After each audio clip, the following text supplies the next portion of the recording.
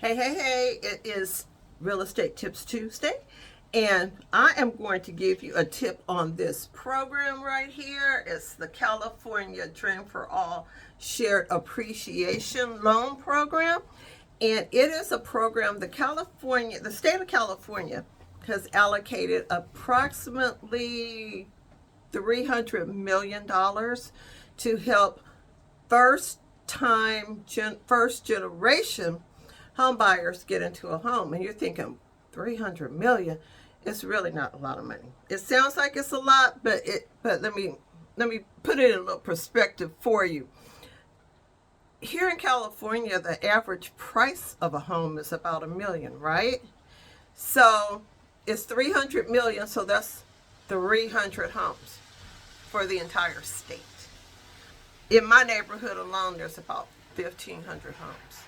So that's allocated for the entire state. So in 2022, the money was gone in like 11 days, I think it was. So what they're doing now is a random drawing. It's not a lottery, because a lottery means that it's free money, and this money does have to be paid back. So everybody who is eligible can fill out their application, and then their names are put into a central place. I don't know exactly how they do it. I don't know if they do something as simple as putting it in Wheel of Names. I don't know. But they put it in a central place, and then names are picked randomly from people who have applied to be a part of this program. Now, in order to apply to be a part of this program, you have to speak with a lender who processes loans for this program. And you once they determine that you are eligible, then they will help you fill out all of the paperwork and submit it. And to be eligible, one of the borrowers, say it's a couple, say it's a husband and wife, or brother and sister, or two friends, who knows. But one of the people have to be a first generation home buyer, meaning that your parents couldn't have owned a home. And their definition of first generation would be if your parents didn't own a home within the previous 7 years. Now, if your parents died, but when they died, they owned a home, and even if they died 35 years ago, but if they owned a home at that time, you're not eligible. So it has to be that your parents did not own anything. Then you would be considered a first generation home buyer. You have to be a current resident of California, and you have to, there are income limits, and it goes by what county you live in. Your lender would be able to help you determine by where you live now, or where you're trying to live, what the income restrictions are. So you have to really, really work close with the lender. And if you need help in finding a lender, then that's when you would contact me, because I can hook you up with lenders who are participating in this program. Now, let me tell you what shared appreciation means, because people get that mixed up. So the program will give you 20% of the purchase price of the property. That's your down payment. Now, once you get out of that loan, meaning if you refinance, if you decide to move out of the property, because you do have to live in the property as your primary residence.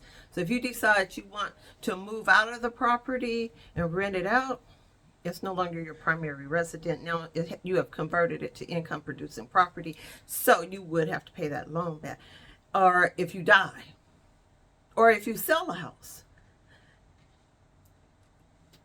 you have to pay back the 20% that you borrowed for the down payment plus 20%, I believe it's 20%, of any appreciation.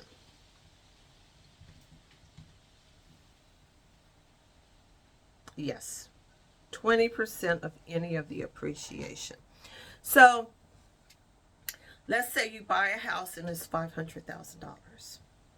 You live in it, it appreciates. You get ready to sell it, and it has increased to $800,000.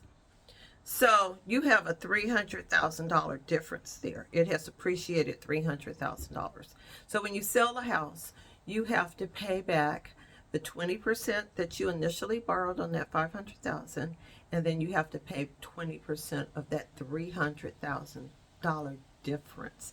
That's the appreciation, and you have to share in that appreciation with the state. So if you live there for 30 years, then it's forgiven. But most people don't stay in their houses for 30 years. Most people, buy a house and then they move up, or they decide that home ownership is really too cumbersome for them and they decide to sell, or, whatever. But you would have to pay it back at the time. But it is a great, great, great program to help people get in a house. And since you're putting down 20%, you don't have to pay PMI, which is the private mortgage insurance that you have to pay on loans that when you put down less than 20%. So it is a great program. Again, you have to be a first-time home buyer. You have to be a first-generation home buyer. That's just like people who are the first in their family to go to college. You hear about that all the time. Oh, we're the first one. So you would be the first in your family to become a homeowner and own a home. There is a period of time that you have to apply. Let me get the correct dates. I knew them off the top of my head, but it just kind of went out of my head. Let me get the correct dates. February 24th to March 16th.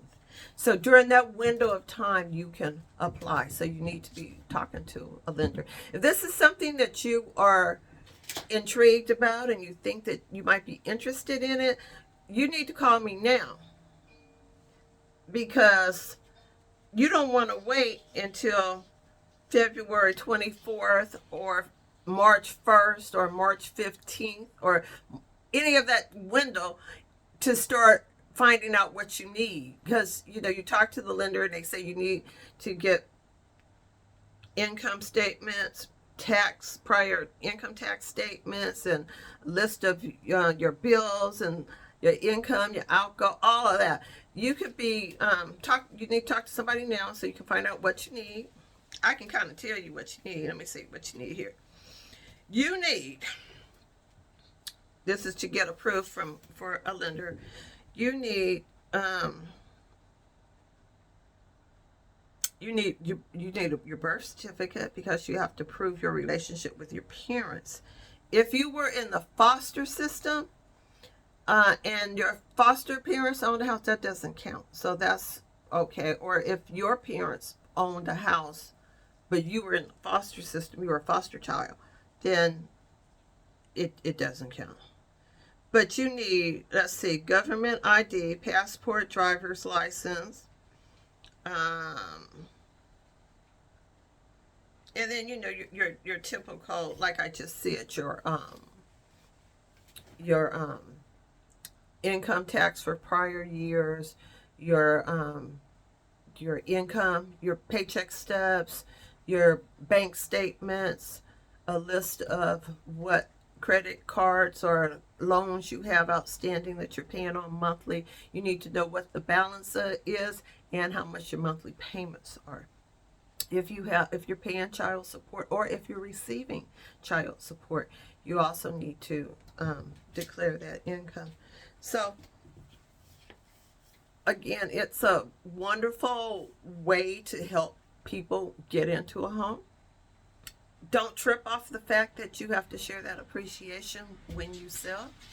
If you sell, 30 years will go by pretty quickly. I've been in my house since I bought my house in November of 1996. So that means in November of 2026, I'll be here 30 years. And I still got, I still got stuff in my basement that I have not unpacked from when I moved in, still in boxes. I said I was going to get to it. It's still down there. So I don't know what it is. I'm going to have to go through it one day. I still have projects that I said I was going to, I plan to add another bathroom. I still only have one bathroom. Haven't got to it yet. I mean, that 30 years just flew by. It just flew by. So I'm saying that to say, if down payment is hindering you from getting a home, this is an opportunity to try to get some assistance, some down payment assistance, so that you can get into a home. Again, it is a random drawing. Again, there is a window of application time. So, and that's February 24th through March 16th. March 16th at 5:01, they are no longer accepting applications.